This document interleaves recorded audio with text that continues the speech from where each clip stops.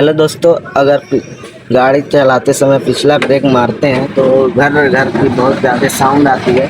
तो इसको कैसे सही करेंगे, आइए आप लोगों को दिखाते हैं। साउंड को सही करने के लिए आपको पहिए को बाहर जो है खोल कर निकालना पड़ेगा। तो दोस्तों देख सकते हैं इसके अंदर जो है बहुत सारा जो है कचरा जम चुका है, और जब पानी में जब भीगता है तभी ये दिक्कत आती है। तो इसके लिए आपको रेगमार से इसको साफ़ कर देना है।